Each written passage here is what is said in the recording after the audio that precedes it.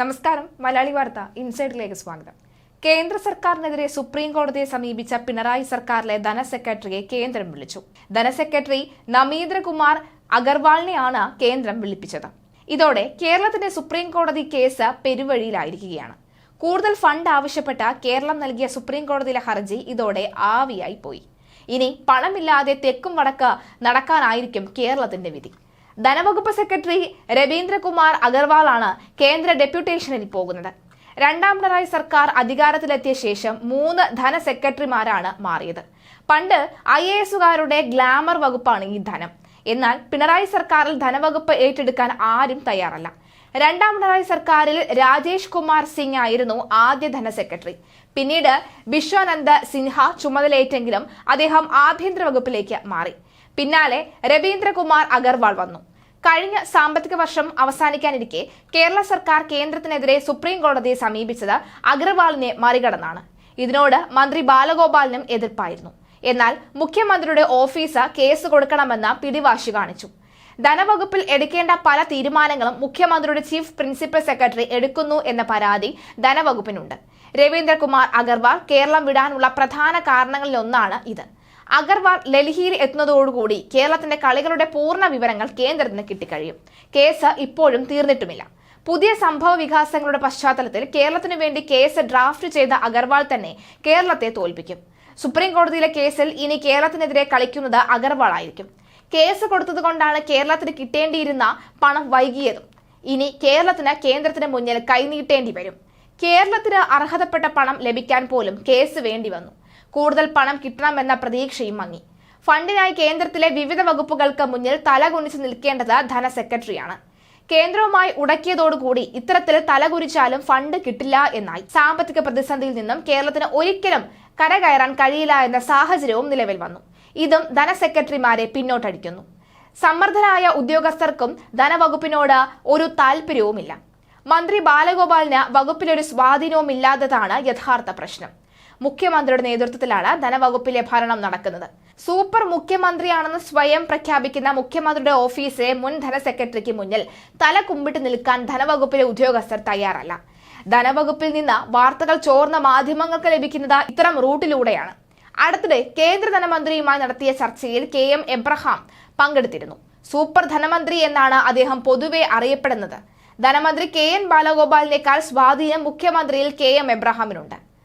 അദ്ദേഹമാണ് മുഖ്യമന്ത്രിയുടെ financial adviser. Keralam കണ്ട പ്രഗത്ഭ IASകാരിൽ ഒരാളാണ് KM എബ്രഹാം. പഠിച്ചത് എഞ്ചിനീയറിംഗ് ആയിരുന്നുവെങ്കിലും KM എബ്രഹാമിന് താല്പര്യം ധനകാര്യത്തിലായിരുന്നു. കേരള സർവകലാശാലയിൽ നിന്ന് സിവിൽ എഞ്ചിനീയറിൽ BTech, കാൺപൂർ IITയിൽ നിന്ന് MTech, അമേരിക്കയിലെ പ്രശസ്ത മിഷിഗൺ സർവകലാശാലയിൽ നിന്ന് ഡോക്ടറേറ്റ് എന്നിവയടക്കം സാങ്കേതിക മേഖലയിലെ വിദ്യാഭ്യാസം. പിന്നീടാണ് ധനകാര്യത്തിലേക്ക് കടന്നത്.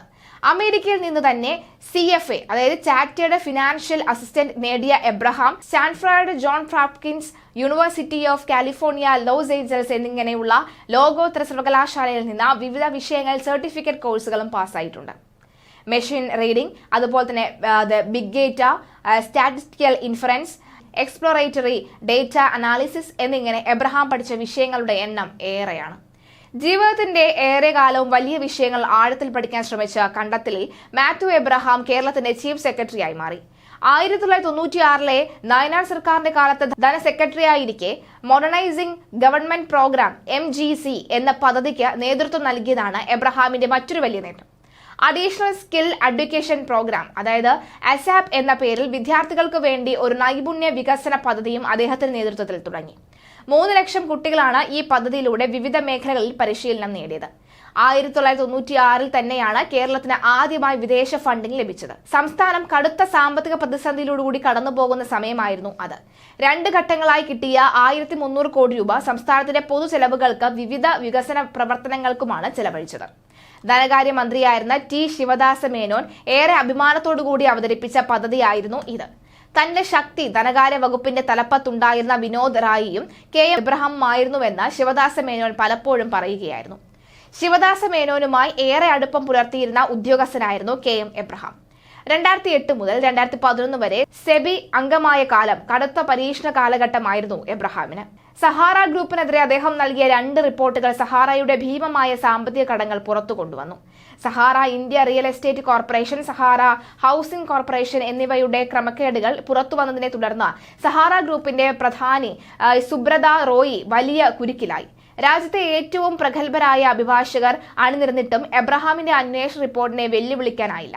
2014 ഫെബ്രുവരി 17 രൂക്ഷമായ ഭാഷയിൽ പ്രഖ്യാപിച്ച കോടതി വിധിയിൽ ഈ സുബ്രത റോയിയെ അറസ്റ്റ് ചെയ്ത് ഹാജരാക്കാൻ ഉത്തരവിടുകയായിരുന്നു സുപ്രീം കോടതി.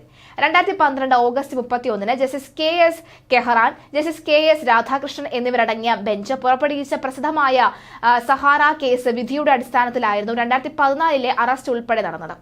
അന്നത്തെ കേന്ദ്ര ധനകാര്യമന്ത്രി പ്രണബ് മുഖർജിക്കെതിരെ പ്രധാനമന്ത്രി ഡോക്ടർ മൻമോഹൻ സിംഗിന് നേരിട്ട് പരാതി കൊടുത്തതായാണ് എബ്രഹാം സെബിയുടെ പ്രവർത്തനങ്ങളിൽ ധനകാര്യമന്ത്രി ഇടപെടുന്നുവെന്നായിരുന്നു പരാതി. ആദായ നികുതി വകുപ്പിന്റെ അന്വേഷണം, CBI അന്വേഷണം എന്നിങ്ങനെ പല വഴിക്കായി എബ്രഹാം നേരിട്ട പീഡനങ്ങൾ ഈ സെബിയിൽ രണ്ടാമതൊരു ഊഴം നിഷേധിക്കപ്പെടുകയും ചെയ്തു. എന്നാലും സെബിയിൽ എബ്രഹാമിന് സ്വാധീനമുണ്ട്. സംസ്ഥാന വിജിലൻസും എബ്രഹാമിന് നേരെ ത്വരിതാന്വേഷണങ്ങൾക്ക് ഉത്തരവിട്ടു. വിജിലൻസ് ഉദ്യോഗസ്ഥർ അദ്ദേഹത്തിന്റെ ഫ്ളാറ്റിൽ ചെന്ന് താമസ സ്ഥലത്തിന്റെ വിസ്തീർണം അളന്നെടുത്തു. ഭാര്യ മാത്രമുള്ളപ്പോൾ വിജിലൻസ് ഉദ്യോഗസ്ഥർ എബ്രഹാമിന്റെ വീട്ടിലെത്തിയത് IAS സമൂഹത്തെ ഞെട്ടിച്ച സംഭവമായിരുന്നു. പിറ്റേന്ന് മുഖ്യമന്ത്രി പിണറായി വിജയൻ നിയമസഭയിൽ എബ്രഹാമിനെ പിന്താങ്ങി സംസാരിച്ചതോടുകൂടിയാണ് ഈ വിഷയം തണുത്തത്. വിജിലൻസ് ഡയറക്ടറായിരുന്ന ജേക്കബ് തോമസിന് സ്ഥാനനഷ്ടം സംഭവിക്കാൻ ഒരു കാരണം എബ്രഹാമിനെതിരെയുള്ള അന്വേഷണമായിരുന്നു. കിഫ്ബിയിൽ ED പിടിമുറുക്കിയാൽ അത് തന്റെ ജീവിതത്തെ ബാധിക്കുമെന്ന് എബ്രഹാം കരുതുന്നു. അതിനാൽ കിഫ്ബിക്കെതിരായ നീക്കങ്ങളെയെല്ലാം തോമസ് ഐസക്കിലേക്ക് തിരിച്ചുവിട്ടു. അങ്ങനെ ഐസക് വലിയ അഴിമതിക്കാരനായി. മുഖ്യമന്ത്രിക്കും താല്പര്യം ഇത് തന്നെയായിരുന്നു. ഇങ്ങനെയൊക്കെയാണ് KM എബ്രഹാമിനെ പേടിച്ചാണ് ധനസെക്രട്ടറിമാർ നാടുവിടുന്നത്.